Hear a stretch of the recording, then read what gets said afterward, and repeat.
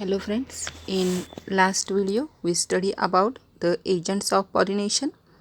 In that we study the abiotic agents, that is the anemophily and hydrophily. Today we study about the biotic agent. It is the pollination which is carried out by the living organism. In that we first study the entamophily. Entamophily means what? The pollination which is carried out by the insects. Okay, insects through होणारं जे pollination आहे त्याला काय म्हटलं जातं? एंटॅमोफिली असं म्हटलं जातं. ओके, तर एंटॅमोफिलस जे प्लांट आहेत, ओके, त्याच्यामध्ये काही ॲडॅप्टेशन्स आहेत. जसे आपण विंड पॉलिनेशनमध्ये असणारे जे प्लांट असतील किंवा वॉटर पॉलिनेशन होणारे जे प्लांट्स असतील त्याच्यामध्ये आपण काही प्लांटचे ॲडॅप्टेशन्स बघितलेले आहेत. तसेच ॲडॅप्टेशन्स जे आहेत ते एंटॅमोफिलीच्या प्लांटमध्ये होतं, त्याच्यामध्ये सुद्धा काही ॲडॅप्टेशन्स आहेत. तर याच्यामध्ये काय ॲडॅप्टेशन्स आहेत बघा. तर pollinated flowers are large, colourful, fragrant, conspicuous and rich in nectar. जसं आपण बघितलं की वॉटरमध्ये थ्रू पॉलिनेट होणारे जे प्लांट्स आहेत त्यांच्यामध्ये ज्यावेळेस पॉलिनेशन होतं पॉलिनेशन होतं त्यांचे फ्लावर्स जे आहेत ते कसे होते? स्मॉल होते, त्याच्यानंतर कलरलेस होते, फ्रॅग्रन्स नव्हता, इनकॉन्स्पिक्युअस होते. पण त्याच्या विरुद्ध कंडिशन जी आहे ती या प्लांट्समध्ये आपल्याला दिसते. या प्लांट्सचे जे फ्लावर्स असतात ते कसे असतात? लार्ज असतात, कलरफुल असतात, फ्रॅग्नंट असतो, कॉन्स्पिक्युअस असतात आणि त्याचबरोबर कसे असतात? ते रिच इन नेक्टर असतात. तर सगळ्यात महत्त्वाचं कॅरेक्टर काय असणार आहे याच्यामध्ये? तर ते कसे असणार आहे? तर ते त्यांच्यामध्ये काय असणार आहे? जास्तीत जास्त नेक्टर असणार आहे आणि जास्त नेक्टर असल्यामुळंच त्या ठिकाणी इन्सेक्ट काय होतात? अट्रॅक्ट असतात. त्याचबरोबर कलरफुल का असले पाहिजेत? कलरफुल असल्यामुळं काय होतं? तर कलरफुल असल्यामुळे इन्सेक्ट लगेच काय होतात? अट्रॅक्ट होतात. फ्रॅग्रन्स असल्यामुळे सुद्धा काय होतात? ते अट्रॅक्ट होतात. आणि त्याचबरोबर कॉन्स्पिक्युअस म्हणजेच काय? अट्रॅक्टिव्ह. म्हणजे कलरफुल असल्यामुळे ते कसे असतात? अट्रॅक्टिव्ह असतात आणि त्यामुळं जे इन्सेक्ट्स आहेत ते लगेच काय होतात? फ्लावरकडं अट्रॅक्ट होतात. त्यानंतर पॉलन ग्रेन आणि स्टिग्मा जे आहेत ते कसे असणार आहेत? स्टिकी असले पाहिजेत. पॉलन ग्रेन्स कसे असले पाहिजेत? स्टिकी असले पाहिजेत. का स्टिकी असले पाहिजेत? कारण ज्यावेळेस इन्सेक्ट व्हिजिट करेल फ्लावरला त्यावेळेस पॉलन ग्रेन्स त्याच्या पायाला चिकटले पाहिजेत, त्याच्या शरीराला चिकटले पाहिजेत. म्हणून पॉलन ग्रेन्स जे असणार आहेत ते कसे असणार आहेत? स्टिकी असणार आहेत. आणि स्टिग्मासुद्धा स्टिकी का असला पाहिजे? कारण जो काही पॉलन ग्रेन्स त्याच्या बॉडीला चिकटलेला आहे तो स्टिग्माला चिकटणं गरजेचं असतो. त्यामुळे पॉलन ग्रेन आणि स्टिग्मा हे कसे असणार आहेत? तर स्टिकी असणार आहे. ओके, त्यानंतर जे आपण काही जे प्लांट्स आहेत, ओके, त्याच्यामध्ये जर आपण बघितलं तर काही असे ॲडॅप्टेशन्स आहेत त्या ॲडॅप्टेशन्समुळं इझिली त्या ठिकाणी काय होतं? इन्सेक्ट पॉलिनेशन होतं किंवा एंटॅमोफिली होतं. त्याचंच एक उदाहरण जे आहे, एंटॅमोफिलीचं एक उदाहरण जे आहे ते म्हणजे या ठिकाणी एक प्लांट आहे, त्या प्लांटचं नाव आहे साल्विया. ओके, साल्विया नावाचं जे प्लांट आहे त्याच्यामध्ये काय होतं? इन्सेक्ट पॉलिनेशन होतं. आणि हे इन्सेक्ट पॉलिनेशन जे आहे होण्यासाठी या प्लांटमध्ये एक स्पेशल प्रकारचं मेकॅनिझम होत असतं. तर ते मेकॅनिझम काय आहे बघा. हे जे आहे हे साल्विया नावाचं जे प्लांट आहे त्याचं हे फ्लावर आहे. ओके, फ्लावर हे बायसेक्शुअल आहे. या ठिकाणी याचा जो करोला आहे तो बायलोब्ड आहे. बायलोब्ड म्हणजे काय? तर त्याच्यामध्ये 2 लोब्स होतात. करोलाचे जे आहे ते 2 लोब्स होतात. त्यानंतर स्टिग्मा जो असतो, ओके, ह्यामध्ये स्टिग्मासुद्धा आहे, अँथरसुद्धा आहे.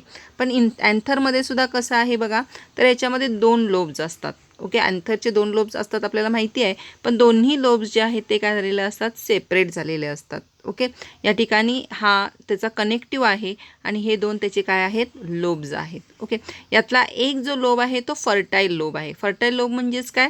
तर त्याच्यामध्ये पॉलन ग्रेन्स तयार होतात आणि दुसरा जो लोब आहे तो काय आहे?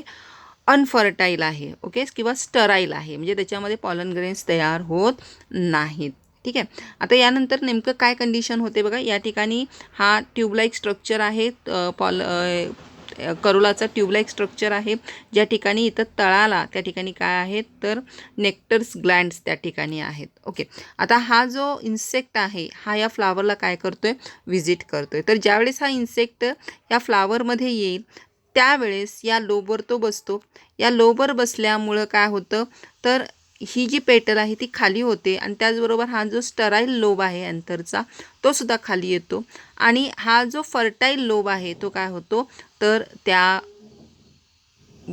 इन्सेक्टच्या बॉडीला चिकटतो आणि चिकटल्यामुळं ते जे पॉलन ग्रेन्स आहेत ते सगळे पॉलन ग्रेन्स काय होतात या इन्सेक्टच्या बॉडीला चिकटतात.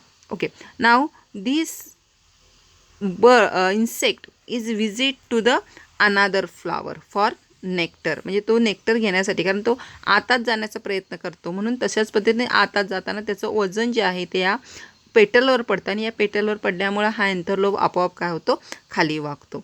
तसंच इथंसुद्धा आपण जर बघितलं, आता हा दुसऱ्या फ्लावरला विजिट करतो ज्या ठिकाणी स्टिग्मा जो आहे तो काय झालेला आहे ओपन झालेला आहे. ओके, स्टिग्मा जो आहे तो काय झालेला आहे ओपन झालेला आहे किंवा मॅच्युअर झालेला आहे. ओके, हा मॅच्युअर झालेला आहे. तर ज्या वेळेस हा इन्सेक्ट जो आहे हा दुसऱ्या फ्लावरला विजिट करतो जिथं स्टिग्मा मॅच्युअर झालेला आहे, त्यावेळेससुद्धा तो काय करतो आतमध्ये जाण्यासाठी प्रयत्न करतो. त्यावेळेस हा मॅच्युअर स्टिग्मासुद्धा खाली वाकतो आणि तो काय होतो त्या इन्सेक्टच्या बॉडीला चिकटतो. तर अशा पद्धतीनं या ठिकाणी लिव्हर मेकॅनिझम होतं आणि त्यामुळे काय होतं पॉलिनेशनची जी प्रोसेस आहे ती कंप्लीट होते. लक्षात येते. लिव्हर म्हणजेच काय, आपण ज्याला मराठीमध्ये आपण त्याला काय म्हणतो आपण त्याला सीसॉ, ओके, सीसॉ वगैरे आपण म्हणतो. तर हा जो सीसॉ आहे सीसॉसारखं मेकॅनिझम या ठिकाणी होतं म्हणून ह्याला काय म्हटलं जातं लिव्हर मेकॅनिझम असं म्हटलं जातं. लक्षात येतं. तर हे लिव्हर मेकॅनिझम जे आहे ते कशामध्ये आपल्याला दिसतं साल्वियामध्ये दिसतं. तर this is about the entomophily which is the pollination carried out by the insect. Next आपण बघणार आहोत that is the ornithophily. Ornithophily म्हणजेच काय, the pollination which is carry out by the birds. Okay, इथं आपल्याला बरेचसे बर्ड्स दिसत आहेत. तर ह्युमिंग बर्ड नावाचा जो बर्ड आहे किंवा सन बर्ड नावाचं जे बर्ड आहे, हे बर्ड्स जे आहेत हे काय करतात तर पॉलिनेशनची प्रोसेस करतात. ओके, तर जे पॉलिनेशन बर्ड्स थ्रू होतं त्याला काय म्हटलं जातं ऑर्निथोफिली असं म्हटलं जातं. लक्षात येतं. तर याच्यामध्ये काय ऑर्निथोफिलीमध्ये सुद्धा प्लांट्सचे काही ॲडॅप्टेशन्स आहेत. तर फ्लावर्स हे कसे असले पाहिजेत, ब्राईट कलर्स असले पाहिजेत, लार्ज असले पाहिजेत, शोई असले पाहिजेत, जेणेकरून बर्ड्स जे आहेत ते लगेच अट्रॅक्ट झाले पाहिजे. त्यानंतर याच्यामध्ये नेक्टर जो आहे तो थोडासा काय असला पाहिजे डायल्यूट नेक्टर असला पाहिजे, कारण तो लगेच त्याला सक करता यावा. बरोबर, जसं आपण इन्सेक्टमध्ये बघितलं तर थोडा तो स्टिकी असतो. But in case of the ornithophilous plant म्हणजे ज्यांच्यामध्ये बर्ड टू पॉलिनेशन होतं त्या प्लांट्समध्ये जो नेक्टर असतो तो कसा असतो डायल्यूट असतो. त्यानंतर पॉलन ग्रेन हे स्टिकी असतात आणि स्पायनीसुद्धा असतात, कारण ते टोचेला किंवा त्याच्या बॉडीला चिकटले जावेत. त्यानंतर फ्लावर्स जे आहे ते मोस्टली फ्रेग्रन्स नसतो त्याला, कारण बर्ड्सना स्मेलचं एवढं सेन्सेशन नसतं. जसं इन्सेक्ट्सना स्मेलचं सेन्सेशन असतं तशा पद्धतीचं सेन्सेशन आपल्याला बर्ड्समध्ये आपल्याला दिसून येत नाही. त्यामुळं जे फ्लावर्स आहेत याच्यामध्ये ऑर्निथोफिलस प्लांटमधले जे फ्लावर्स आहेत त्यांच्यामध्ये जास्त प्रमाणात फ्रेग्रन्स हा नसतो. लक्षात येते. कॅरेक्टरिस्टिक्स काय काय असले पाहिजेत तर फ्लावर्स हे कसे पाहिजेत ब्राईट कलर पाहिजेत, लार्ज पाहिजेत आणि त्याचबरोबर शोई पाहिजेत. त्यानंतर त्याच्यामध्ये जो नेक्टर सिक्रेट होणार असणारा तो डायल्यूट असला पाहिजे.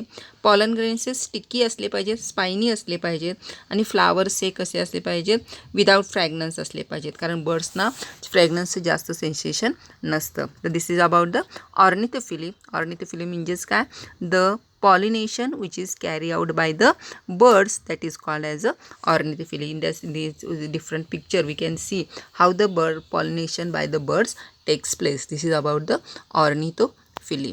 Next is the pollination type, that is the biotic agent which is required. That type is called as a chiropterophily. Okay, this is the chiropterophily. Chiropterophily म्हणजे काय, the pollination which is occurred by the bat किंवा carried by the bat, it is called as a chiropterophily. लक्षात ठेवायचं आहे नाव, अवघड नाव आहे पण तरीसुद्धा सोपं आहे. Chiropterophily with the pollination which is carried out by the bat. आता याच्यामध्ये प्लांट्समध्ये कोणते ॲडॅप्टेशन्स असले पाहिजेत बघा. The flowers are dull coloured with a strong fragrance. याच्यामध्ये फ्लावर जे असणार ते कसे असणार आहेत, तर त्याच्यामध्ये डल कलर जास्त असा शोई वगैरे नसतो, मोस्टली डल कलर आपल्याला दिसतो. इथं आपण काही फ्लावर्स बघतोय, त्यांचा जर आपण कलर बघितला तर आपल्याला तो कसा दिसतोय, असा अट्रॅक्टिव्ह पण दिसत नाही, पण कसे आहेत, डल कलर असतोय. आणि त्यांना जास्त असा स्ट्रॉंग असा स्मेल असतो, कारण बॅटला अट्रॅक्ट होण्यासाठी, कारण बॅट हा खूप लांबच्या अंतरावरून सुद्धा त्या प्लांटचं किंवा त्या फ्लावरचं सेन्सेशन त्याला येतं, कारण त्या फ्लावरमध्ये काय असतं, जास्त प्रमाणात फ्रेग्रन्स असतो. त्यानंतर the flowers must be secrete the abundant nectar. फ्लावर्समध्ये जास्त प्रमाणात नेक्टर जो आहे तो काय असला पाहिजे, सिक्रेट झाला पाहिजे. त्यानंतर flowers produce large amount of edible pollen grains. Edible म्हणजे काय, त्याला खाता इथं आपण बघतोय की एक बॅट आहे, तो पॉलन ग्रेन्स खातोय, बरोबर. त्यामुळे त्याला खाता येतील अशा पद्धतीचे त्या ठिकाणी काय असणार आहे, पॉलन ग्रेन्स त्या ठिकाणी असणार आहे. ठीक आहे. तर अशा पद्धतीनं हे ॲडॅप्टेशन्स जे आहेत हे आपल्याला या चिरोपेट्रोफिली ज्या प्लांट्समध्ये होतं त्या प्लांट्समध्ये हे सगळे ॲडॅप्टेशन्स असले पाहिजे. फ्लावर लार्ज असले पाहिजे, त्याच्यामध्ये जास्त फ्रेग्रन्स असला पाहिजे. पॉलन ग्रेन जे आहे ते मोस्टली कसे असले पाहिजेत, इडिबल असले पाहिजे, जेणेकरून त्या बॅटला ते अट्रॅक्ट केल्यानंतर त्याला ते ईट करता यावेत, आणि त्याचबरोबर त्यातले पॉलन ग्रेन जे आहे ते त्याच्या बॉडीला चिकटले पाहिजे. तर अशा पद्धतीनं जे काही प्लांट्समध्ये, मग त्याच्यामध्ये आपण कदम ट्री म्हणतो आपण त्याला, ज्याचं नाव आहे अँथोसिफॅलस हे त्याचं नाव आहे, किंवा बाओबाब नावाचं एक ट्री आहे, त्याच्यामध्ये सुद्धा आपल्याला काय दिसतं, अशा प्रकारचं आपल्याला पॉलिनेशन आपल्याला दिसतं. तर this is about the different types of pollination that we study about the abiotic and biotic agent. आणि त्याचबरोबर आपण त्याच्यामध्ये आपण सेल्फ पॉलिनेशन आणि क्रॉस पॉलिनेशनचे प्रकारसुद्धा आपण बघितलेले आहेत. तर this is about the pollination. Thank you.